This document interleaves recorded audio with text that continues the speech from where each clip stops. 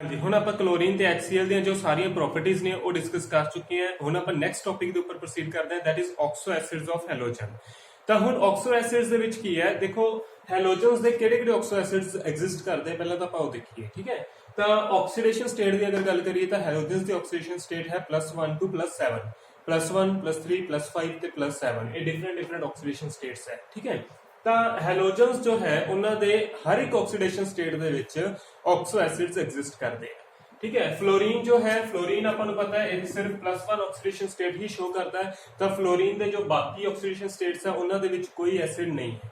ਠੀਕ ਹੈ, ਸਿਰਫ ਇੱਕੋ ਹੀ ਐਸਿਡ ਹੈ +1 ਦੇ ਵਿੱਚ। ਕਲੋਰੀਨ ਦੇ ਹਰ ਇੱਕ ਆਕਸੀਡੇਸ਼ਨ ਸਟੇਟ 'ਚ ਹੈ। ਬ੍ਰੋਮੀਨ ਤੇ ਆਇਓਡੀਨ ਦਾ ਜੋ ਹੈ ਉਹ +3 ਦੇ ਵਿੱਚ ਸਟੇਬਲ ਨਹੀਂ ਹੈ, ਐਗਜ਼ਿਸਟ ਜ਼ਰੂਰ ਕਰਦਾ ਬਟ ਉਹ ਸਮ ਰੀਜ਼ਨਸ ਕਰਕੇ ਇੰਨਾ ਜ਼ਿਆਦਾ ਸਟੇਬਲ ਨਹੀਂ ਹੈ, ਤਾਂ ਉਸ ਨੂੰ ਆਪਾਂ ਸਕਿਪ ਕਰ ਰਹੇ ਹਾਂ। ਠੀਕ ਹੈ, ਤਾਂ ਬ੍ਰੋਮੀਨ ਆਇਓਡੀਨ ਦੇ +1 ਚ +5 ਤੇ +7 ਤਿੰਨੇ ਆਕਸੀਡੇਸ਼ਨ ਸਟੇਟਸ ਦੇ ਵਿੱਚ ਐਗਜ਼ਿਸਟ ਕਰਦੇ। ਠੀਕ ਹੈ, ਅੱਛਾ ਹੁਣ ਆਪਾਂ ਇਹਨਾਂ ਦੇ ਨੇਮ ਦੇਖੀਏ, ਧਿਆਨ ਨਾਲ ਨੇਮ ਦੇਖਣੇ ਇਹਨਾਂ ਦੇ। ਤਾਂ ਸਭ ਤੋਂ ਪਹਿਲਾਂ ਜਿਹੜੇ +1 ਦੇ ਵਿੱਚ ਆਕਸੋ ਐਸਿਡਸ ਹੈ ਉਹਨਾਂ ਦਾ ਨੇਮ ਹੈ ਹਾਈਪੋਹੈਲਸ ਐਸਿਡ। ਹਾਈਪੋਹੈਲਸ, ਹੈਲਸ ਮਤਲਬ ਹੈਲੋਜਨ ਹੈ। ਠੀਕ ਹੈ, ਇੱਥੇ ਤਾਂ ਮਗਰ ਲਗਾਣਾ ਹੈ OUS। ਲਾਈਕ ਜਿਵੇਂ ਫਲੋਰੀਨ ਹੈ ਤਾਂ ਇਸ ਦਾ ਨਾਮ ਬਣ ਜਾਏਗਾ ਹਾਈਪੋਫਲੋਰਸ ਐਸਿਡ, है ना। हाइपोहेलस, हेल ਦਾ ਮਤਲਬ ਕੀ ਹੈ, ਹੈਲੋਜਨ। ਤਾਂ ਜੋ ਵੀ ਹੈਲੋਜਨ ਹੋਏਗਾ ਉਸ ਦਾ ਨਾਮ ਆਪਾਂ ਇਸ ਚ ਪੁੱਟ ਕਰ ਦੇਣਾ। ਤਾਂ ਜਿਵੇਂ ਫਲੋਰੀਨ ਹੈ ਤਾਂ ਹਾਈਪੋਫਲੋਰਸ, ਕਲੋਰੀਨ ਹੈ ਤਾਂ ਹਾਈਪੋਕਲੋਰਸ, ਬ੍ਰੋਮੀਨ ਹੈ ਤਾਂ ਹਾਈਪੋਬ੍ਰੋਮਸ, ਆਇਓਡੀਨ ਹੈ ਤਾਂ ਹਾਈਪੋਆਇਓਡਸ ਐਸਿਡ। ਅੱਛਾ ਹੁਣ ਇਸੇ ਤਰੀਕੇ ਨਾਲ +3 ਵਾਲਿਆਂ ਦਾ ਨਾਮ ਹੈ ਹੈਲਸ, ਸਿਰਫ ਹੈਲਸ, ਫਲੋਰਸ, ਕਲੋਰਸ, ਬ੍ਰੋਮਸ, ਆਇਓਡਸ। +5 ਵਾਲਿਆਂ ਦਾ ਹੈਲਿਕ। ਠੀਕ ਹੈ, ਫਲੋਰੀਨ ਦਾ ਚਲੋ ਹੈ ਹੀ ਨਹੀਂ, ਕਲੋਰੀਨ ਦੇ ਹੈ, ਕਲੋਰੀਨ ਦਾ ਬਣ ਜਾਏਗਾ ਕਲੋਰਿਕ, ਬ੍ਰੋਮਿਕ ਤੇ ਆਇਓਡਿਕ ਐਸਿਡ। ਠੀਕ ਹੈ, +7 ਦੇ ਵਿੱਚ ਹੈ ਪਰਹੈਲਿਕ ਐਸਿਡ, ਪਰਹੈਲਿਕ ਇਹਨਾਂ ਦਾ ਨਾਮ ਹੈ ਪਰਹੈਲਿਕ ਐਸਿਡ। ਤਾਂ ਕਲੋਰੀਨ ਦਾ ਬਣ ਜਾਏਗਾ ਪਰਕਲੋਰਿਕ, ਬ੍ਰੋਮੀਨ ਦਾ ਬਣ ਜਾਏਗਾ ਪਰਬ੍ਰੋਮਿਕ ਤੇ ਆਇਓਡੀਨ ਦਾ ਬਣ ਜਾਏਗਾ ਪਰਆਇਓਡਿਕ ਐਸਿਡ। ਠੀਕ ਹੈ, ਤਾਂ ਇਹ ਸਾਰੇ ਨੇਮ ਜੋ ਹੈ ਆਪਾਂ ਨੇ ਯਾਦ ਰੱਖਣੇ ਆ, ਜਨਰਲ ਨੇਮਸ ਮੈंने ਲਿਖੇ ਹੋਏ ਆ। ਤਾਂ ਫਲੋਰੀਨ, ਕਲੋਰੀਨ, ਬ੍ਰੋਮੀਨ, ਆਇਓਡੀਨ ਜੋ ਵੀ ਹੈਲੋਜਨ ਹੋਏਗਾ ਸਿੰਪਲੀ ਤੁਸੀਂ ਉਸਦਾ ਨਾਮ ਇਹਦੇ ਚ ਪੁੱਟ ਕਰਨਾ ਹੈ। ਠੀਕ ਹੈ, ਤੇ ਇਹ ਸਾਰੇ ਡਿਫਰੈਂਟ ਹੈਲੋਜਨਸ ਹੈ। +1 ਦੇ ਵਿੱਚ ਇਹਨਾਂ ਦਾ ਫਾਰਮੂਲਾ ਬਣਦਾ ਹੈ HXO। ਇੱਥੇ ਜਨਰਲ ਫਾਰਮੂਲਾ ਲਿਖ ਲੈਂਦੇ ਆਪਾਂ, ਦੈਟ ਇਜ਼ HXO। ਤੁਸੀਂ ਚੈੱਕ ਕਰ ਸਕਦੇ ਹੋ ਆਕਸੀਡੇਸ਼ਨ ਸਟੇਟ ਜੋ ਹੈ ਹੈਲੋਜਨ ਦੀ ਉਹ +1 ਆਏਗੀ, ਹੈ ਨਾ। ਜਿਵੇਂ H ਦੇ ਉੱਤੇ +1, ਆਕਸੀਜਨ ਦੇ ਉੱਤੇ ਹੁੰਦਾ -2। ਠੀਕ ਹੈ, ਤੇ ਇਸ ਤਰੀਕੇ ਨਾਲ ਆਸੇ-ਪਾਸੇ -1 ਹੋ ਗਿਆ। ਅਗਰ ਆਸੇ-ਪਾਸੇ -1 ਹੈ ਤਾਂ ਸੈਂਟਰ ਦੇ ਵਿੱਚ ਕਿੰਨਾ ਆਏਗਾ, +1। ਤਾਂ ਹੈਲੋਜਨ ਦਾ ਜੋ ਆਕਸੀਡੇਸ਼ਨ ਸਟੇਟ ਹੈ ਦੈਟ ਇਜ਼ +1। ਇਸੇ ਤਰ੍ਹਾਂ +3 ਦਾ ਫਾਰਮੂਲਾ ਹੈ HXO2, ਇਸ ਦਾ ਫਾਰਮੂਲਾ ਹੈ HXO3 ਤੇ +7 ਦੇ ਵਿੱਚ ਹੈ HXO4। ਤਾਂ ਹੁਣ ਤੁਸੀਂ ਦੇਖੋ ਦਿਸ ਇਜ਼ -2, ਦਿਸ ਇਜ਼ +1, ਤਾਂ ਇਹ ਕਿੰਨਾ ਬਣ ਗਿਆ -2 to -4 ਤੇ +1 -3 ਹੋ ਗਿਆ ਆਸੇ ਪਾਸੇ, ਤਾਂ ਸੈਂਟਰ ਦੇ ਵਿੱਚ ਕਿੰਨਾ ਆ ਜਾਏਗਾ +3। ਇਸੇ ਤਰ੍ਹਾਂ ਇੱਥੇ +5, ਇੱਥੇ +7। ਤਾਂ ਬੜਾ ਸਿੰਪਲ ਇਹਨਾਂ ਨੂੰ ਯਾਦ ਰੱਖਣਾ, ਹਰ ਵਾਰੀ ਇੱਕ ਆਕਸੀਜਨ ਜੋ ਹੈ ਉਹ ਤੁਸੀਂ ਐਡ ਕਰਨੀ ਹੈ, HXO, HXO2, HXO3, HXO4। ਠੀਕ ਹੈ, ਤਾਂ ਹੁਣ ਆਪਾਂ ਇਹਨਾਂ ਦੀਆਂ ਪ੍ਰੋਪਰਟੀਆਂ ਡਿਸਕਸ ਕਰਦੇ ਹਾਂ। ਹਾਂਜੀ ਹੁਣ ਆਪਾਂ ਐਸਿਡਿਕ ਨੇਚਰ ਚੈੱਕ ਕਰਨੀ ਹੈ ਇਹਨਾਂ ਸਾਰੇ ਆਕਸੋ ਐਸਿਡਸ ਦੀ। ਠੀਕ ਹੈ, ਤਾਂ ਐਸਿਡਿਕ ਨੇਚਰ ਆਪਾਂ ਕਿਹਦੇ ਵਿੱਚ ਚੈੱਕ ਕਰੀਏ, ਆਪਾਂ HFO, HClO, HBRO ਤੇ HIO ਦੇ ਵਿੱਚ ਚੈੱਕ ਕਰਦੇ ਹਾਂ। ਠੀਕ ਹੈ, ਆਪਾਂ ਸਾਰਿਆਂ ਦੀ ਆਕਸੀਡੇਸ਼ਨ ਸਟੇਟ ਜੋ ਹੈ ਸੇਮ ਰੱਖੀ ਹੋਈ ਹੈ, ਸਭ ਦੀ ਆਕਸੀਡੇਸ਼ਨ ਸਟੇਟ +1 ਹੈ। ਠੀਕ ਹੈ, +1 ਵਾਲੇ ਮੈਂ ਸਾਰੇ ਲੈ ਲਏ। ਹੁਣ ਇਹਦੀ ਸਟਰਕਚਰ ਬਣਾਈਏ। ਸਟਰਕਚਰ ਦੇ ਵਿੱਚ ਕੀ ਹੈ, ਸੈਂਟਰ ਦੇ ਵਿੱਚ ਹੁੰਦਾ ਆਕਸੀਜਨ। ਠੀਕ ਹੈ, ਤੇ ਆਕਸੀਜਨ ਦੇ ਦੋ ਬੌਂਡਸ ਬਣੇ ਹੋਏ ਆ, ਇੱਕ ਫਲੋਰੀਨ ਨਾਲ ਤੇ ਇੱਕ ਹਾਈਡਰੋਜਨ ਨਾਲ। ਇਸੇ ਤਰ੍ਹਾਂ ਇਹਦੇ ਵਿੱਚ ਆਕਸੀਜਨ ਨਾਲ ਇੱਕ ਸਾਈਡ ਤੇ ਹਾਈਡਰੋਜਨ, ਇੱਕ ਕਲੋਰੀਨ, ਇੱਕ ਹਾਈਡਰੋਜਨ, ਬ੍ਰੋਮੀਨ, ਹਾਈਡਰੋਜਨ ਤੇ ਆਇਓਡੀਨ। ਇਹ ਆਪਣੇ ਕੋਲੇ ਸਾਰੇ ਆਕਸੋ ਐਸਿਡਸ ਹੈ +1 ਆਕਸੀਡੇਸ਼ਨ ਸਟੇਟ ਦੇ ਵਿੱਚ। ਤਾਂ ਹੁਣ ਆਪਾਂ ਐਸਿਡਿਕ ਨੇਚਰ ਬਹੁਤ ਸਾਰੇ ਮੋਲੀਕਿਊਲਸ ਦੀ ਚੈੱਕ ਕਰ ਚੁੱਕੇ ਹਾਂ। ਤਾਂ ਆਪਾਂ ਇੱਕ ਗੱਲ ਕਹੀ ਸੀ ਕਿ ਐਸਿਡਿਕ ਮੀਨਸ ਕਿ ਰਿਮੂਵਲ ਆਫ H ਪੋਜ਼ਿਟਿਵ, ਹੈ ਨਾ। ਤਾਂ ਜੋ ਵੀ ਮੋਲੀਕਿਊਲ ਹੈ ਈਜ਼ੀਲੀ H ਪੋਜ਼ਿਟਿਵ ਡੋਨੇਟ ਕਰ ਦੇਗਾ, ਦੈਟ ਇਜ਼ ਸਟਰੋਂਗ ਐਸਿਡ। ਤੇ ਜਿਸ ਦੇ ਵਿੱਚੋਂ H ਪੋਜ਼ਿਟਿਵ ਰਿਮੂਵ ਕਰਨਾ ਡਿਫਿਕਲਟ ਹੋਏਗਾ, that is a weak acid. ਤਾਂ ਹੁਣ ਦੇਖੋ ਆਪਾਂ ਇਹ ਚੈੱਕ ਕਰਦੇ ਹਾਂ ਵੀ ਇਹਦੇ ਵਿੱਚ ਸਭ ਤੋਂ ਈਜ਼ੀਲੀ H ਪੋਜ਼ਿਟਿਵ ਕਿਸ ਦੇ ਵਿੱਚ ਰਿਮੂਵ ਕੀਤਾ ਜਾ ਸਕਦਾ ਹੈ। ਤਾਂ ਹੁਣ ਉਹ ਕਿਵੇਂ ਚੈੱਕ ਕਰਾਂਗੇ, H ਤੇ O। HO ਤਾਂ ਸਾਰਿਆਂ ਦੇ ਵਿੱਚ ਸੇਮ ਹੈ, ਇਟ ਮੀਨਸ ਕਿ ਜੋ ਵੀ ਐਸਿਡਿਕ ਕਰੈਕਟਰ ਹੈ ਉਹ ਹੈਲੋਜਨ ਦੇ ਉੱਪਰ ਡਿਪੈਂਡ ਕਰੇਗਾ, ਹੈ ਨਾ। ਹੈਲੋਜਨ ਡਿਫਰੈਂਟ ਹੈ ਸਭ ਦੇ ਵਿੱਚ। ਤਾਂ ਹੈਲੋਜਨਸ FCl BrI। ਤਾਂ ਹੈਲੋਜਨਸ ਦੀ ਇਲੈਕਟ੍ਰੋਨੈਗੇਟਿਵਿਟੀ ਦਾ ਅਗਰ ਆਪਾਂ ਆਰਡਰ ਦੇਖੀਏ ਤਾਂ ਫਲੋਰੀਨ ਦੀ ਇਲੈਕਟ੍ਰੋਨੈਗੇਟਿਵਿਟੀ ਸਭ ਤੋਂ ਜ਼ਿਆਦਾ, ਫਿਰ ਕਲੋਰੀਨ, ਫਿਰ ਬ੍ਰੋਮੀਨ ਤੇ ਫਿਰ ਆਇਓਡੀਨ, ਹੈ ਨਾ। ਤਾਂ ਫਲੋਰੀਨ ਦੀ ਇਲੈਕਟ੍ਰੋਨੈਗੇਟਿਵਿਟੀ ਸਭ ਤੋਂ ਜ਼ਿਆਦਾ। ਇਲੈਕਟ੍ਰੋਨੈਗੇਟਿਵਿਟੀ ਕੀ ਹੁੰਦੀ ਹੈ, force of attraction to attract the shared pair of electron. ਤਾਂ ਹੁਣ ਫਲੋਰੀਨ ਦੀ ਇਲੈਕਟ੍ਰੋਨੈਗੇਟਿਵਿਟੀ ਸਭ ਤੋਂ ਜ਼ਿਆਦਾ ਹੈ, ਇਟ ਮੀਨਸ ਕਿ ਫਲੋਰੀਨ ਦੀ ਆਕਸੀਜਨ ਨਾਲ ਜੋ ਬੌਂਡ ਬਣਿਆ ਹੋਇਆ ਹੈ ਉਸ ਬੌਂਡ ਪੇਅਰ ਨੂੰ ਅਟਰੈਕਟ ਕਰਨ ਦੀ ਕੈਪੈਸਿਟੀ ਸਭ ਤੋਂ ਜ਼ਿਆਦਾ ਹੈ। ਤਾਂ ਫਲੋਰੀਨ ਸਾਰੇ ਇਲੈਕਟ੍ਰੋਨ ਆਪਦੇ ਕੋਲੇ ਖਿੱਚ ਲੇਗਾ, ਤਾਂ ਆਕਸੀਜਨ ਕੋਲੇ ਇਲੈਕਟ੍ਰॉन्स ਦੀ ਕਮੀ ਹੋ ਜਾਏਗੀ। ਆਕਸੀਜਨ ਨੇ ਕਿਸ ਤੋਂ ਖਿੱਚ ਲੈਣੇ ਹੈ? ਹਾਈਡਰੋਜਨ ਤੋਂ। ਹੁਣ ਅਗਰ ਆਕਸੀਜਨ ਹਾਈਡਰੋਜਨ ਦੀ ਬੌਂਡ ਪੇਅਰ ਨੂੰ ਆਪਣੇ ਵੱਲ ਖਿੱਚ ਲੇਗਾ ਤਾਂ ਇਟ ਮੀਨਸ ਕਿ ਇਸ H ਦੇ ਉੱਪਰ ਬੜੀ ਈਜ਼ੀਲੀ ਪੋਜ਼ਿਟਿਵ ਚਾਰਜ ਆ ਜਾਏਗਾ, ਹੈ ਨਾ। ਤਾਂ ਕਿਸੇ ਵੀ ਐਟਮ ਦੇ ਵਿੱਚੋਂ H ਪੋਜ਼ਿਟਿਵ ਰਿਮੂਵ ਕਰਨਾ, ਮਤਲਬ ਇਸ ਚੋਂ H ਪੋਜ਼ਿਟਿਵ ਰਿਮੂਵ ਕਰਨਾ ਜੋ ਹੈ ਉਹ ਬਹੁਤ ਈਜ਼ੀ ਹੋ जाएगा, ਬਿਕੋਜ਼ ਆਕਸੀजन ने सारी जो इलेक्ट्रॉन्स है वो अपनी साइड पे खिंच लिए। ठीक है, तो हम H पॉजिटिव रिमूव करना की हो गया इस केस जो बहुत ईजी हो गया। अगर H पॉजिटिव रिमूव करना ईजी हो जाए तो उस मॉलिक्यूल का जो एसिडिक करैक्टर है वो बहुत स्ट्रॉन्ग होता है, बहुत हाई एसिडिक होता है ना। तो हम इसे तरीके नाल क्लोरीन ब्रोमीन आयोडीन च देखिए, as compare to fluorine, chlorine की इलेक्ट्रोनेगेटिविटी बहुत लो है। इट मीनस कि क्लोरीन जो है वो इलेक्ट्रॉन्स ਨੂੰ अट्रैक्ट तो करेगा बट उन्ना स्ट्रांगली अट्रैक्ट नहीं करेगा जिन्ना स्ट्रांगली कौन करता सी? फ्लोरीन। तो इस केस जो H पॉजिटिव रिमूव करना थोड़ा जिहा डिफिकल्ट होएगा। ब्रोमीन की गल करिए, थोड़ी जी इलेक्ट्रोनेगेटिविटी होर घट गई, H पॉजिटिव रिमूव करना होर मुश्किल हो जाएगा। आयोडीन की गल करिए, इसकी इलेक्ट्रोनेगेटिविटी तो बहुत लो है, तो इस केस दे विच H पॉजिटिव जो है वो रिमूव करना बहुत ज्यादा डिफिकल्ट होएगा, है ना। तो आप देख सकते हैं कि जिमें जिमें आप फ्लोरीन टू आयोडीन जा रहे हैं तो इलेक्ट्रोनेगेटिविटी डिक्रीज कर रही है। अगर इलेक्ट्रोनेगेटिविटी डिक्रीज कर रही है, ठीक है, इलेक्ट्रोनेगेटिविटी की कर रही है डिक्रीज। इलेक्ट्रोनेगेटिविटी डिक्रीज करने का मतलब फोर्स ऑफ अट्रैक्शन भी की कर रही है? डिक्रीज कर रही है। तो हुण जिवें जिवें इलेक्ट्रोनेगेटिविटी डिक्रीज कर रही है, फोर्स ऑफ अट्रैक्शन डिक्रीज कर रही है, तो H पॉजिटिव ਨੂੰ रिमूव करना की हो रहा है अपने लिए? इधर इजी सी, उधर किसी डिफिकल्ट। तो H पॉजिटिव ਨੂੰ रिमूव करना डिफिकल्ट हो रहा है। जिवें जिवें H पॉजिटिव ਨੂੰ रिमूव करना डिफिकल्ट ਹੁੰਦਾ जाएगा ओवें ओवें ਤੁਹਾਡਾ एसिडिक करैक्टर की ਹੁੰਦਾ जाएगा? डिक्रीज ਹੁੰਦਾ जाएगा। तो हुण अपने कोले सब तो स्ट्रॉन्ग एसिड किहड़ा बनदा है?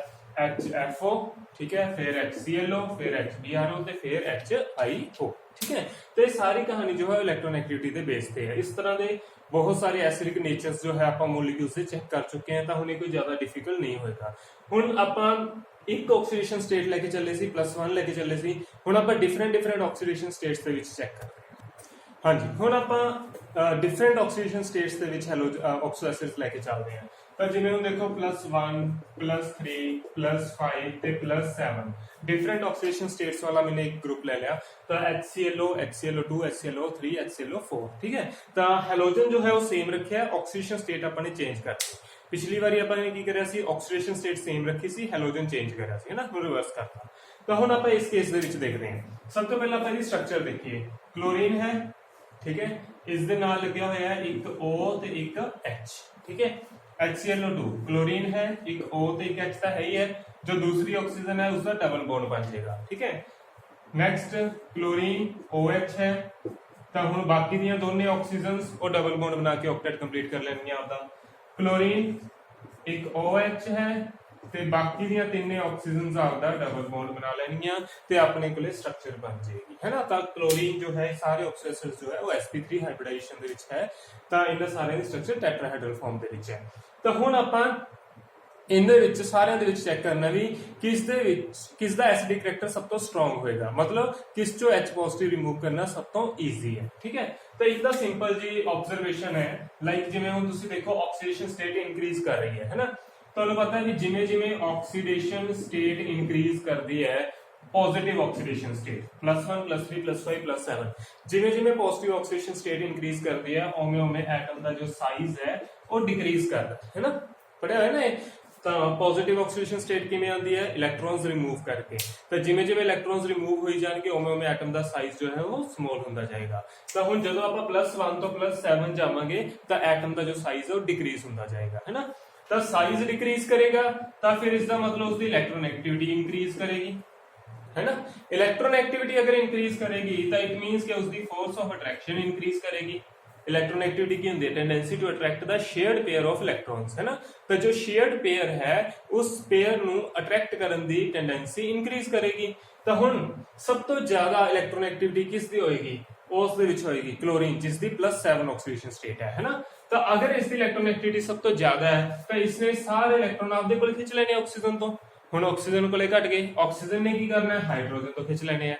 तो हुण हाइड्रोजन दे इलेक्ट्रॉन अगर ऑक्सीजन ले गया तो इसके ऊपर पार्शियली पॉजिटिव चार्ज आ जाएगा। ਤਾਂ ਈਜ਼ੀਲੀ ਸਭ ਤੋਂ ਈਜ਼ੀਲੀ ਪੋਜ਼ਿਟਿਵ ਚਾਰਜ ਉਦੋਂ ਆ ਸਕਦਾ ਹੈ ਜਦੋਂ ਕਲੋਰੀਨ ਦੇ ਉੱਤੇ +7 ਹੈ। ਤਾਂ ਅਗਰ ਇਸ ਦੇ ਉੱਪਰ ਈਜ਼ੀਲੀ ਪੋਜ਼ਿਟਿਵ ਚਾਰਜ ਆ ਸਕਦਾ ਹੈ ਤਾਂ ਆਪਾਂ ਇਸ ਨੂੰ ਈਜ਼ੀਲੀ ਰਿਮੂਵ ਵੀ ਕਰ ਸਕਦੇ ਹਾਂ। ठीक है, तो H पॉजिटिव रिमूव करना की हो जाएगा अपने लिए बहुत इजी हो जाएगा।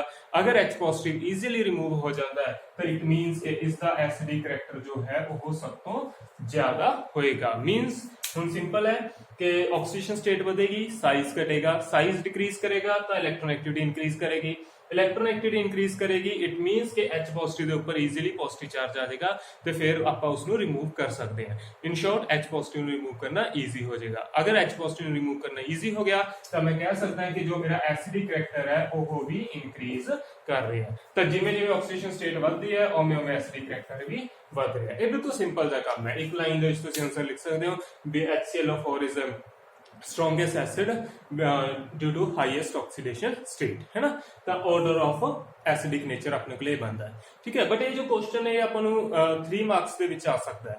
ਤਾਂ ਹੁਣ ਇਸ ਨੂੰ 3 ਮਾਰਕਸ ਦੇ ਅਕੋਰਡਿੰਗ ਆਪਾਂ ਨੇ ਐਕਸਪਲੇਨੇਸ਼ਨ ਦੇਣੀ ਹੈ। ਤਾਂ ਇੱਕ ਰੀਜ਼ਨ ਤਾਂ ਤੁਸੀਂ ਇਹ ਦੇ ਸਕਦੇ ਹੋ ਨਾ, ਦੂਸਰਾ ਰੀਜ਼ਨ ਆਪਾਂ ਦੇਣਾ ਹੈ ਔਨ ਦਾ ਬੇਸਿਸ ਆਫ ਡੀਲੋਕੇਲਾਈਜੇਸ਼ਨ। ਠੀਕ ਹੈ, अच्छा हम डीलोकलाइजेशन के अकॉर्डिंग आप इसको किवें एक्सप्लेन कर सकते हैं। ठीक है, तो आप एसिडिक नेचर चेक करनी है। एसिडिक नेचर का मतलब कि H पॉजिटिव आपने रिमूव करना है। तो सपोज करो मैं इसको H पॉजिटिव रिमूव करता, जब H पॉजिटिव रिमूव कर दूंगा तो ऑक्सीजन के उत्ते चार्ज आ जाएगा नेगेटिव। ठीक है, इत्थों भी H पॉजिटिव रिमूव कर दिए, इत्थे भी नेगेटिव चार्ज आ जाएगा, लोन पेयर भी आएगी। चलो मैं लोन पेयर शो कर देने आप, दो लोन पेयर ऑलरेडी होंगे ही है, एक लोन पेयर हो रहा है। ठीक है, तो हुण इत्थों भी अगर मैं H पॉजिटिव रिमूव करूंगा तो इत्थे भी क्लोन पेयर ते नेगेटिव चार्ज आ जाएगा। सेम इस केस दे विच H पॉजिटिव रिमूव करूंगा तो लोन पेयर ते नाल एक नेगेटिव चार्ज अपने कोले आ जाएगा। तो हुण आपां यही चेक करना है भी इन्हां दे विचों सब तो ईजीली H पॉजिटिव किस चों रिमूव होया है ना। तो सब तो ईजीली H पॉजिटिव उसे मॉलिक्यूल चों रिमूव होएगा जिस दे जो H पॉजिटिव रिमूव करन तो बाद सब तो ज्यादा स्टेबल है। ठीक है, H पॉजिटिव सब तो ईजीली इन्हां दे विचों सब तो ईजीली H पॉजिटिव किस चों रिमूव होएगा जिस the structure H positive remove करने तो बाद सब तो ज्यादा स्टेबल है। ठीक है, तो आप यही देखना है कि इन्हां सारियां दे विचों सब तो ज्यादा स्टेबल किहड़ा है, क्योंकि जो स्टेबल होंदे वो जल्दी बन जाते हैं। तो ये जल्दी किवें बनणगे, H पॉजिटिव रिमूव करके बनणगे है ना। तो आप ये देखते हैं भी इन्हां चों सब तो ज्यादा स्टेबल किहड़ा है। हुण स्टेबिलिटी आप इहदी किवें चेक करांगे, आप स्टेबिलिटी चेक करांगे on the basis of delocalisation of negative charge.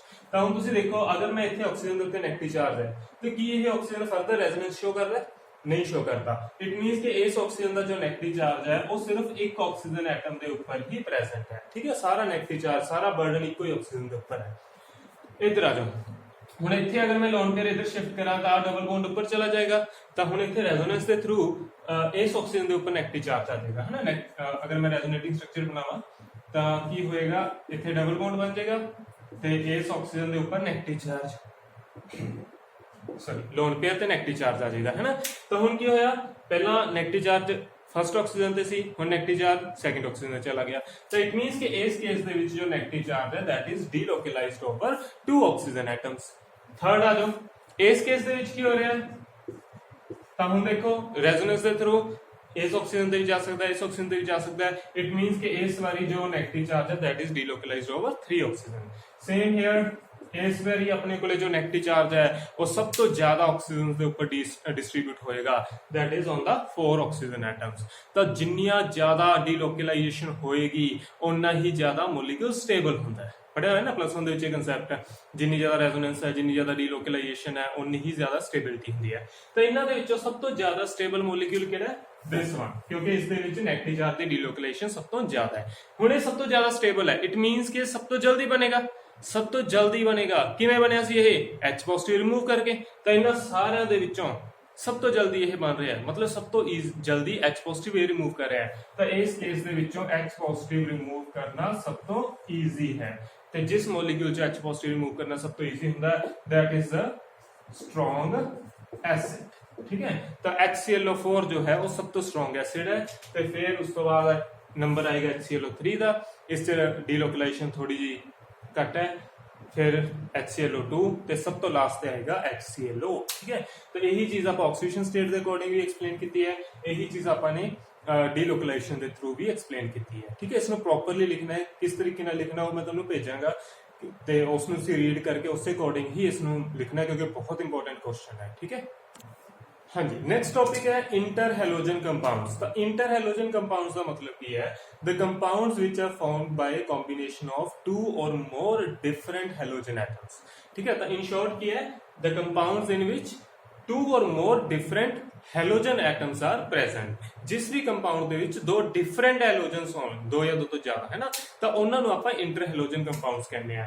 ਜਿਵੇਂ ਸਪੋਜ਼ ਕਰੋ ਤੁਹਾਡੇ ਕੋਲੇ ClF ਹੈ, ClF, ਠੀਕ ਹੈ। ਨੋਰਮਲੀ ਕੀ ਹੁੰਦਾ, ਜਿਵੇਂ ਆਪਾਂ ਕਲੋਰੀਨ ਪੜਿਆ ਤੇ ਫਲੋਰੀਨ ਪੜਿਆ, Cl2 ਤੇ F2 ਪੜਿਆ, ਇਹਦੇ ਵਿੱਚ ਕੀ ਹੈ, ਦੋਨੇ ਹੈਲੋਜਨ ਕਲੋਰੀਨ ਹੈ, ਇਸ ਚ ਦੋਨੇ ਹੈਲੋਜਨ ਫਲੋਰੀਨ ਹੈ। ਬਟ ਇਸ ਕੇਸ ਦੇ ਵਿੱਚ ਕੀ ਹੈ, ਇੱਕ ਹੈਲੋਜਨ ਕਲੋਰੀਨ ਹੈ ਤੇ ਦੂਸਰਾ ਹੈਲੋਜਨ ਫਲੋਰੀਨ ਹੈ। ਤਾਂ ਇਸ ਤਰ੍ਹਾਂ ਦੇ ਜਿਹੜੇ ਕੰਪਾਊਂਡਸ ਹੈ they are non as inter halogen compounds. ਠੀਕ ਹੈ, ਇਸ ਤਰ੍ਹਾਂ ਦੇ ਬਹੁਤ ਸਾਰੇ ਕੰਪਾਊਂਡਸ ਹੈ ਆਪਣੇ ਕੋਲੇ, ਜਿਵੇਂ ClF ਹੈ, ClF3 ਹੈ, ICl4 ਹੈ, ICl5 ਹੈ। ठीक है, इस तरह के बहुत सारे कंपाउंड्स है, ये सारे न्यूट्रल ने जो मैंने फिलहाल लिखे ने, है ना, बहुत सारे इस तरह के। तो ये न्यूट्रल भी हो सकते हैं। न्यूट्रल का मतलब क्या है, जिन्होंने ऊपर कोई चार्ज नहीं है। ठीक है, ये पॉजिटिव चार्ज वाले भी हो सकते हैं, मतलब हो सकता है कि इस तरह के कंपाउंड्स थोड़ा आयनिक बिहेवियर शो करते हो, पॉजिटिव चार्ज वाले हो, लाइक जिमें IF4 पॉजिटिव होवे, ICl4 पॉजिटिव होवे, है ना। इवन नेगेटिव चार्ज वाले भी हो सकते हैं। ठीक है, सेम जिवें IF4 नैगेटिव भी हो सकता है, IF4 दे उपर नेगेटिव चार्ज आ जाए। तो इस तरह के बहुत सारे अपने को पॉजिटिव ते नेगेटिव ते neutral different inter halogen compounds exist करते हैं। आप इन्हां दी स्ट्रक्चर्स ते इन्हां दी प्रॉपर्टीज नूं हुण डिटेल दे विच स्टडी करना है। यह भी एक इंपॉर्टेंट कंपाउंड है, तो एग्जाम्स दे विच मोस्टली इसकी स्ट्रक्चर के उपर क्वेश्चन आता है। या फिर एक पूछा जाता है कि विच इज मोर स्टेबल, हैलोजन और इंटर हैलोजन, केड़े कंपाउंड्स है जो ज्यादा स्टेबल है, हेलोजेंस ज्यादा स्टेबल है या इंटर हेलोजेंस। ठीक है, तो किवें चेक करांगे आपां, जो हेलोजेंस है उन्हां दा फार्मूला हुंदा है X2। ठीक है, मतलब दोनों हेलोजेंस सेम है। इंटर हेलोजेंस दा फार्मूला हुंदा है XX dash. XX dash means के एक हेलोजन X है, दूसरा X डैश मींस के एक फ्लोरीन है, दूसरा क्लोरीन, ब्रोमीन या आयोडीन, कोई भी डिफरेंट होणगे, है ना। तो हुण अगर आप देखिए इत्थे X ते X का बॉन्ड है सेम हेलोजेंस का, इत्थे X ते X डैश का डिफरेंट हेलोजेंस का, तो इहदे विच की होएगा, जो साइज होएगा दोनों हेलोजेंस का सेम होएगा, है ना, बिल्कुल सेम साइज होएगा। तो इस केस च अगर आप लईए एक दा साइज लार्ज होएगा, एक दा साइज स्मॉल होएगा, तो हम देख के आप कह सकते हैं कि जो सेम साइज वाले है उन्हां दी बॉन्डिंग जो हुंदी है आपां नूं पता स्ट्रॉन्ग हुंदी है।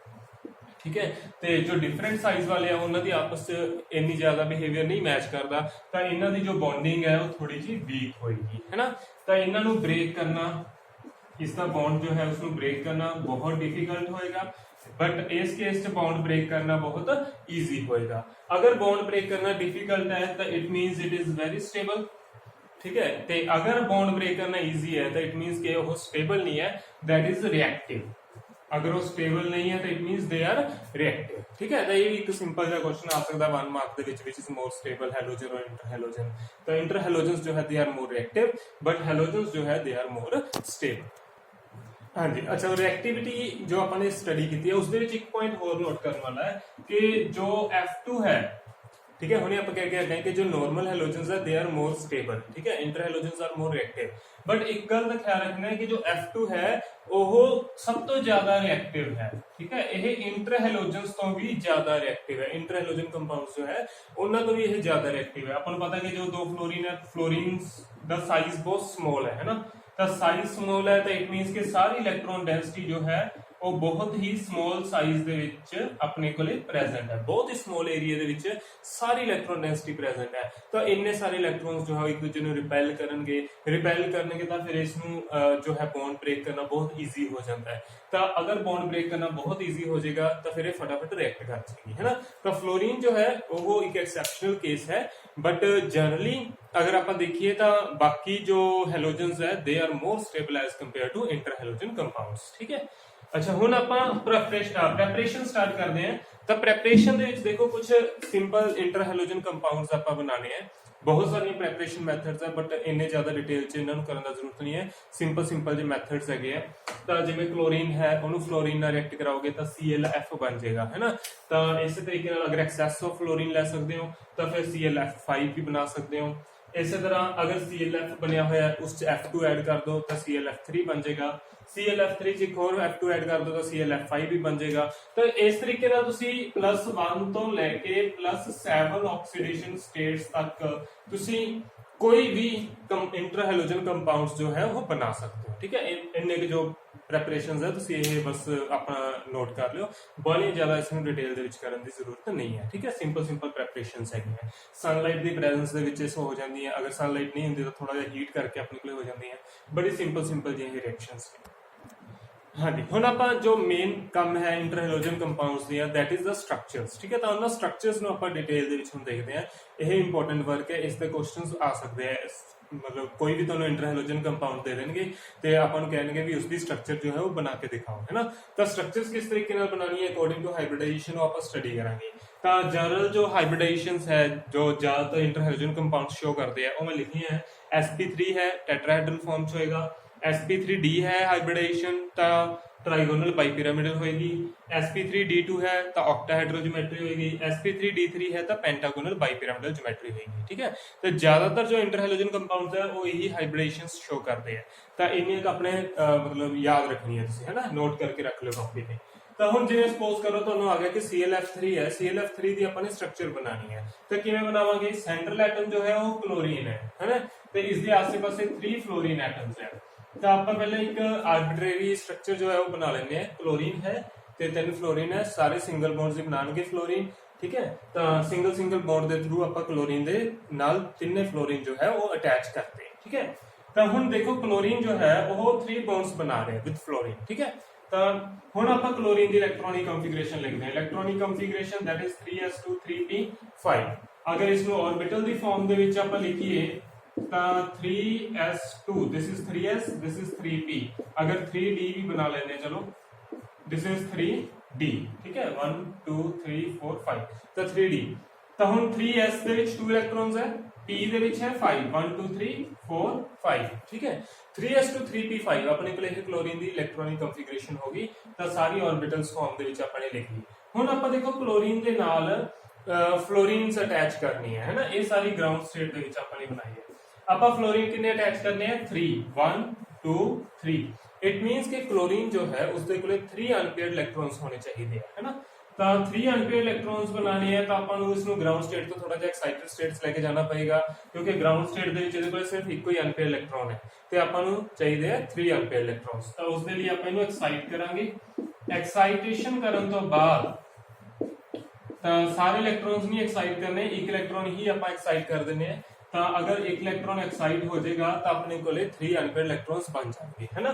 तो 3 अनपेयर्ड इलेक्ट्रॉन्स बन गए। हुण आप इस दे नाल 3 फ्लोरीन जो है वो अटैच कर सकते हैं। तो ClF3 अपने को बन जाएगा, ये d ऑर्बिटल हो गया।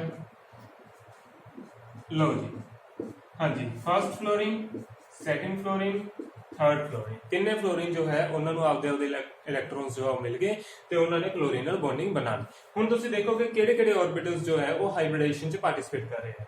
लोन पेयर्स है, लोन पेयर्स हाइब्रिडेशन च पार्टिसिपेट करते हैं। ठीक है, तो जो सिंगल बॉन्ड्स है वो भी हाइब्रिडेशन च पार्टिसिपेट करते हैं। जो वेकेंट ऑर्बिटल्स होंगे दे डू नॉट पार्टिसिपेट, है ना। तो 1 2 लोन पेयर्स है अपने कोले जो हाइब्रिडेशन च पार्टिसिपेट कर रहे हैं। 1 2 3 फ्लोरीन है जो सिंगल बॉन्ड के थ्रू हाइब्रिडेशन च पार्टिसिपेट कर रहे हैं, है ना। तो इसकी हाइब्रिडेशन की बन गई, एक तो s ऑर्बिटल पार्टिसिपेट कर रहे हैं, p ਦੇ ਤਿੰਨੇ ਕਰ ਰਹੇ हैं, तो sp3 एक ऑर्बिटल d ਦਾ भी कर रहे हैं। तो हाइब्रिडेशन की बन गई sp3d। हुण sp3d ज्योमेट्री देखो sp3d ਦੀ ਕਿਹੜੀ ਹੈ, ट्राइगोनल बाई पिरामिडल। तो हुण ट्राइगोनल बाई पिरामिडल ज्योमेट्री ਦੇ ਵਿੱਚ ਆਪਾਂ ਨੇ ਸਾਰੇ जो एटम्स है उन्होंने अरेंज करना है। सेंटर ਦੇ ਵਿੱਚ आएगा क्लोरीन। ठीक है, सेंटर च आएगा क्लोरीन, सेंट्रल एटम क्लोरीन है। 3 फ्लोरीन अच्छा पहले तुहानूं पता है ट्राइगोनल बाइपिरामिडल बनदी किवें ज्योमेट्री, है ना। तो trigonal bipyramidal this is trigonal planar. आ हो गया अपने को ट्राइगोनल प्लेन। बाइपिरामिड बनाने हैं, एक पिरामिड नीचे एक पिरामिड ऊपर, दिस इज ट्राइगोनल बाइपिरामिडल। ठीक है, सेंटर दे विच क्लोरीन। हुण आपां ने लोन पेयर्स लगानी है। लोन पेयर्स कितनी अपने को 2 लोन पेयर्स है। ठीक है, तो 3 जो है वो फ्लोरीन लगाने हैं। तो हुण आपां किवें लगाइए, तो सपोज करो मैं इत्थे 2 लोन पेयर्स लगा देना, 1 2 ਠੀਕ ਹੈ, ਇਹ ਦੋ ਲੋਨ ਪੇਅਰਸ ਹੋ ਗਈਆਂ ਆਪਣੇ ਕੋਲੇ ਤੇ ਬਾਕੀ ਦੀਆਂ ਜੋ ਬਚਦੀਆਂ ਪੋਜੀਸ਼ਨਸ ਹੈ ਉਹਨਾਂ ਦੇ ਉੱਤੇ ਆਪਾਂ ਲਗਾ ਦਿੰਦੇ ਆ ਫਲੋਟਿੰਗ। ਠੀਕ ਹੈ, ਇਹ ਆਪਣੇ ਕੋਲੇ ਸਟਰਕਚਰ ਹੋ ਗਈ। ਦਿਸ ਇਜ਼ ਟ੍ਰਾਈਗੋਨਲ ਬਾਈ ਪਿਰਾमिडल ਤੇ ਇਸ ਦੀ ਜੋ ਸ਼ੇਪ ਹੈ, ਸ਼ੇਪ ਕੀ ਹੈ ਤੁਸੀਂ ਲੋਨ ਪੇਅਰਸ ਨੂੰ ਹਟਾ ਕੇ ਦੇਖਣਾ। ਠੀਕ ਹੈ, ਜੋ ਜਿਓਮੈਟਰੀ ਹੈ, ਜੋ ਸਟਰਕਚਰ ਹੈ, ਉਹ ਲੋਨ ਪੇਅਰਸ ਨੂੰ ਵੀ ਕਾਊਂਟ ਕਰਕੇ ਚੈੱਕ ਕੀਤੀ ਜਾਂਦੀ ਹੈ ਤੇ ਜੋ ਸ਼ੇਪ ਹੈ ਉਸ ਦੇ ਲਈ ਆਪਾਂ ਲੋਨ ਪੇਅਰਸ ਨੂੰ ਨਹੀਂ ਕਾਊਂਟ ਕਰਨਾ। ਲੋਨ ਪੇਅਰਸ ਨੂੰ ਹਾਈਡ ਕਰੋ ਤੇ ਦੇਖੋ ਸ਼ੇਪ ਕਿਸ ਤਰ੍ਹਾਂ ਦੀ ਲੱਗ ਰਹੀ ਹੈ, ਟੀ ਸ਼ੇਪ ਲੱਗ ਰਹੀ ਹੈ ਨਾ ਇੱਕ, ਤਾਂ ਇਸ ਦੀ ਜੋ ਸ਼ੇਪ ਹੈ दैट इज टी शेप। ठीक है, स्ट्रक्चर जो है that is trigonal bi pyramidal but जो शेप है दैट इज टी शेप। ठीक है, अच्छा इस दे विच जो इंपॉर्टेंट थिंग है जो ਆਪਾਂ ਨੇ जिसका क्वेश्चन भी आ सकता है, एक बहुत इंपॉर्टेंट क्वेश्चन है जो अपन ने स्ट्रक्चर बनाई है इस दे विच डिफरेंट डिफरेंट पोजीशंस है। जो आह प्लेन वाली पोजीशन है, ट्राइगोनल प्लेन वाली पोजीशन है, ये एक्चुअली इक्वेटोरियल पोजीशंस है, इन्हां नूं आपां कहंदे आ इक्वेटोरियल पोजीशन। ठीक है, ते जो आह लाइन है पिरामिड्स वाली है ना, ऊपर नीचे वाली, this is known as axial line. तो हम देखो जो अपन लोन पेयर्स अरेंज कीती हैं वो दोने इक्वेटोरियल प्लेन दे ऊपर अरेंज कीती हैं, वो मैंने एक्सियल लाइन दे ऊपर अरेंज क्यों नहीं करी है ना। अगर मैं एक्सियल लाइन दे ऊपर चाहता तो उत्थे भी अरेंज कर सकता सी, मेरे को आ तीन फ्लोरिन आ जांदे इक्वेटोरियल पोजीशंस दे ऊपर ते एक ऊपर एक नीचे लोन पेयर आपां अरेंज कर सकते सीगे। फिर मेरे को ज्योमेट्री का फिर भी ट्राइगोनल बाई पिरामिडल रहिंदी बट शेप चेंज हो जाती, शेप जो है वो प्लेनर हो जाती है ना, ट्राइगोनल प्लेनर हो जाती। आ स्ट्रक्चर जो है यह गलत है, ये स्ट्रक्चर नहीं सही है ना। क्यों नहीं सही है? तो हालांकि प्लस वन भी तुसीं सारी वैलेंस मोड थ्योरी की होगी है ना, तो उस दे विच भी सारे कंसैप्ट्स आते हैं। तो हुण मैं तुहानूं शॉर्टकट दे विच दस रहा है भी तुसीं लोन पेयर्स कदों कित्थे अरेंज करनी है। ठीक है, ਤੁਹਾਡੇ ਕੋਲੇ ਹਰ ਵਾਰੀ ਕੋਈ ਵੀ ਸਟਰਕਚਰ ਆਂਦੀ ਹੈ, ਕੋਈ ਵੀ ਸ਼ੇਪ ਆਂਦੀ ਹੈ, ਤਾਂ ਉਸ ਦੇ ਵਿੱਚ ਦੋ ਹੀ ਪੋਜੀਸ਼ਨਸ ਆਉਣਗੀਆਂ, ਇਕੁਟੋਰੀਅਲ ਤੇ ਐਕਸੀਅਲ। ਠੀਕ ਹੈ, ਤੁਸੀਂ ਕੀ ਕਰਨਾ ਹੈ, ਤੁਸੀਂ ਇਕੁਟੋਰੀਅਲ ਪਲੇਨ ਦਾ ਬੌਂਡ ਐਂਗਲ ਚੈੱਕ ਕਰਨਾ ਹੈ।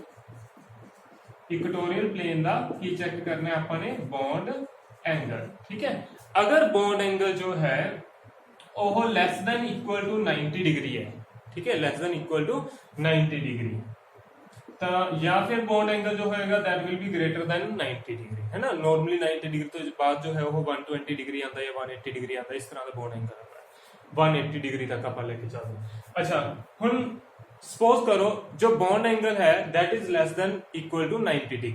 ठीक है, अगर वो less than equal to 90 degree है तो फिर तुसी जो आपकी लोन पेयर है वो हमेशा एक्सियल लाइन के ऊपर लगानी है। ठीक है, बट इन केस अगर इक्वेटोरियल प्लेन का bond angle greater than 90 degree हो गया तो उस केस दे विच तुसी आपकी लोन पेयर हमेशा कित्थे लगानी है, इक्वेटोरियल, चलो इक्वेटोरियल शॉर्टकट लिख देना, इक्वेटोरियल प्लेन के ऊपर। ठीक है, तो तुसी हमेशा आपका बॉन्ड एंगल चेक करना है। ठीक है, जिवें हुण आह इक्वेटोरियल प्लेन है, इस इक्वेटोरियल प्लेन का अगर तुसी बॉन्ड एंगल चेक करो तो हुण इसका बॉन्ड एंगल कितना होएगा, 120 डिग्री होएगा। ठीक है, तो हुण तुसी देखो it is greater than 90 degree. ठीक है, बॉन्ड एंगल आपने चेक करना है इक्वेटोरियल प्लेन का, this is greater than 90 degree. अगर ग्रेटर देन 90 डिग्री होवे तो लोन पेयर्स कित्थे लगानी है, इक्वेटोरियल प्लेन के ऊपर।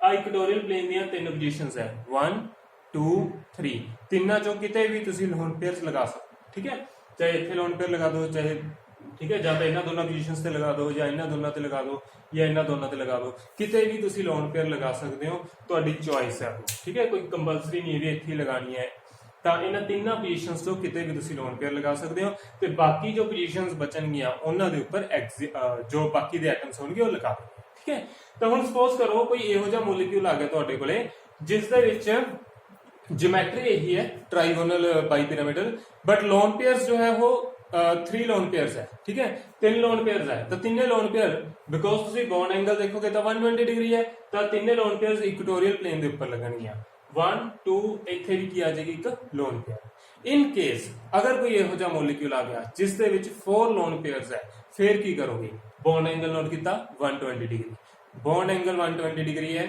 लोन पेयर्स तुहाडे कोले 4 है, 1 2 3 इक्वेटोरियल प्लेन ते 3 ही आ सकती है, फिर चौथी लोन पेयर कित्थे लगाओगे, फिर तुहानूं मजबूरन कित्थे जाना पएगा, एक्सियल पोजीशन ते जाना पएगा, किसी भी एक्सियल पोजीशन ते उत्ते तुसीं लोन पेयर लगा देनी है। ठीक है, तो इस गल का ख्याल रखना है। हुण आपां आह जो कीती है यह ग्रेटर देन 90 वाली करी है ना, एक आपां less than equal to 90 degree वाली भी एग्जांपल करते हैं।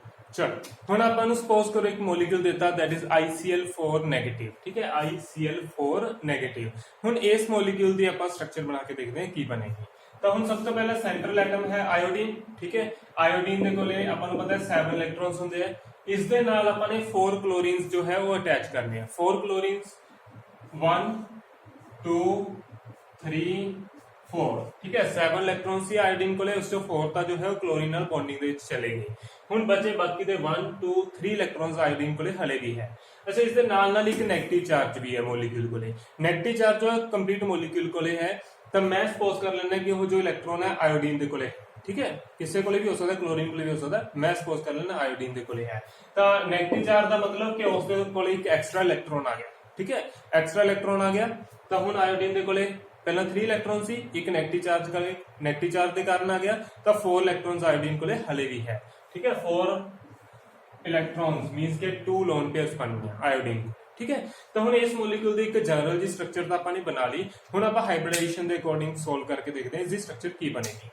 तो आयोडीन दी इलेक्ट्रॉनिक कॉन्फ़िगरेशन भी यही होंदी है अपने कोले S2sp5 है ना, 5s2 5p5, ठीक है। तो ये बन गई 5s ते दिस इज 5p, ठीक है।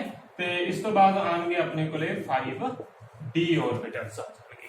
चलो हुण आपां क्लोरीन आयोडीन दे कितने बॉन्ड्स बनाने हैं, 4 बॉन्ड्स। 4 क्लोरीन अटैच है, इट मींस कि आयोडीन दे 4 बॉन्ड्स चाहिए है। 4 बॉन्ड्स मींस के 4 अनपेयर्ड इलेक्ट्रॉन्स आपां नूं चाहिए है। अच्छा, 4 अनपेयर्ड इलेक्ट्रॉन्स करने पैणगे। अच्छा सॉरी, एक मिनट रुको, पहला हुण आयोडीन दे कोले एक नेगेटिव चार्ज भी है। नेगेटिव चार्ज इट मींस कि एक इलेक्ट्रॉन एक्स्ट्रा ऐड करना है ना।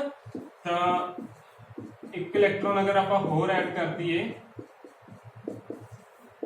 तो की होएगा, चलो सपोज करो इतनी ऐड कर देना, तो ये बन गया 5s2 5p6 बन गया है ना, दिस इज I नेगेटिव। तो हुण आपां नूं चाहिए कितने इलेक्ट्रॉन्स है, 4 अनपेयर्ड इलेक्ट्रॉन चाहिए है, बट फिलहाल आयोडीन कोले कोई अनपेयर्ड इलेक्ट्रॉन नहीं है। तो आपां की करांगे एक्साइटेशन, ठीक है, दो इलेक्ट्रॉन्स जो है आपां एक्साइट कर देंगे। तो जब इलेक्ट्रॉन्स की एक्साइटेशन हो जाएगी, आयोडीन जो है वो एक्साइटेड स्टेट दे विच चला जाएगा। तो की होएगा 1 2 3 4, तो अपने कोले 4 अनपेयर्ड इलेक्ट्रॉन्स बन जाएंगे।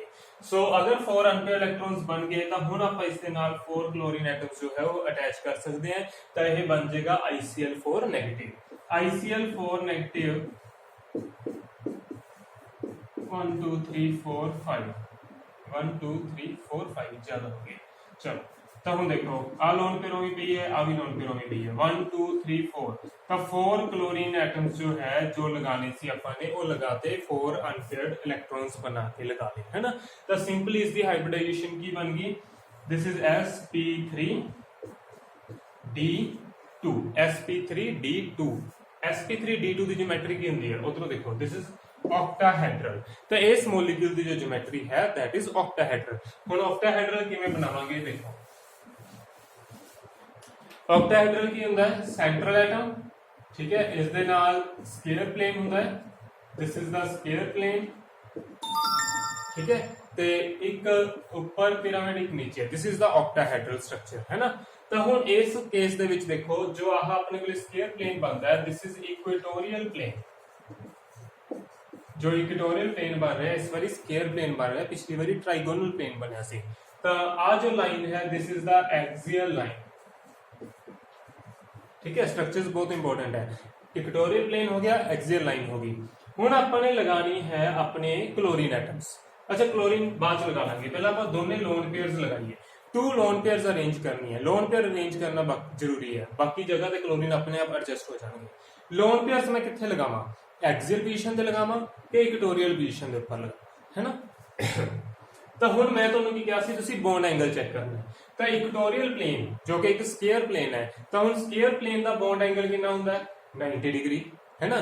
तो अगर 90 डिग्री बॉन्ड एंगल है इट मीनस कि तुसी लोन पेयर्स कितने लगानी है एक्सियल पोजीशन ते। जो मैं मगर डिफरेंस दिखाया सी तुम चेक कर लो। तो जे 90 डिग्री होवे या उसको घट होवे तो आपां लगाने हैं एक्सियल पोजीशन ते। अगर ग्रेटर देन 90 डिग्री होवे बॉन्ड एंगल तो आपां लगाने हैं इक्वेटोरियल पोजीशन ते, है ना। तो हुण 90 डिग्री है इट मीनस कि जो लोन पेयर्स है वो इक्वेटोरियल प्लेन के ऊपर नहीं लगनगियां, लोन पेयर्स लगनगियां अपनी एक्सियल लाइन के ऊपर। तो 2 लोन पेयर्स है 1 2, ठीक है। तो दोनों लोन पेयर जो है वो अपनी एक्सियल लाइन के उपर अरेंज हो गई। हुण इन केस मान लो कि अगर तुहाडे कोले 3 लोन पेयर्स आ जांदियां ते इसे स्ट्रक्चर च अरेंज करनियां सी, 2 लोन पेयर्स अरेंज हो गई, थर्ड लोन पेयर आपां कित्थे लगांदे? थर्ड लोन पेयर आपां नूं फिर मजबूरी च कित्थे जाना पैंदा? इक्वेटोरियल पोजीशन ते जाना पैंदा, क्योंकि हुण एक्सियल पोजीशंस खत्म हो चुकी हैं। एक्सियल पोजीशन सिर्फ 2 ही है, तो दोनों ते लोन पेयर लग चुकी है। Third lone pair, fourth lone pair, ਉਹਦੇ ਲਈ ਤਾਂ ਆਪਾਂ ਨੂੰ ਆਟੋਮੈਟਿਕਲੀ ਇਕਟੋਰੀਅਲ ਪੋਜੀਸ਼ਨ ਤੇ ਜਾਣਾ ਹੀ ਪੈਣਾ ਸੀ। ਠੀਕ ਹੈ, ਚਲੋ ਹੋ ਗਿਆ ਹੁਣ ਸਟਰਕਚਰ। ਠੀਕ ਹੈ, ਬਾਕੀ ਜੋ ਚਾਰੇ ਪੋਜੀਸ਼ਨਸ ਬਚਦੀਆਂ ਉੱਥੇ ਕੀ ਲਗਾਣਾ ਆਪਾਂ ਨੇ? क्लोरीन क्लोरीन क्लोरीन ते क्लोरीन। ठीक है, तो इस मॉलिक्यूल के ऊपर नेगेटिव चार्ज भी है, तो इतने एक छोटी जी स्क्वायर ब्रैकेट बना के ऊपर नेगेटिव चार्ज लिख दो। इसका मतलब है कि नेगेटिव चार्ज जो है that is delocalized over this molecule, है ना। तो इस तरीके नाल आपां ने स्ट्रक्चर्स बनानी है। तुसीं बहुत सारे मॉलिक्यूल्स दी स्ट्रक्चर्स ट्राई करनी है, तो मैं लिख के देना है। सी स्ट्रक्चर्स जो है वो बना के मैनू सेंड करनी है। तो एक है IF5 है, ICl2 नेगेटिव है, एक BrF3 है, एक चलो ये भी ट्राई करो एक बारी। ठीक है, अगर हो जाए तो I3 नेगेटिव ते I5 नेगेटिव। ठीक है, ये दोनों थोड़ा जा डिफिकल्ट है, हालांकि जो मैथड है वो सेम ही है। एक बार ट्राई जरूर करो I3 नेगेटिव ते IF5 नेगेटिव बनाने दी। अगर नहीं बनी तो फिर आप नेक्स्ट जो लेक्चर होएगा उस प्रोसीड करांगे।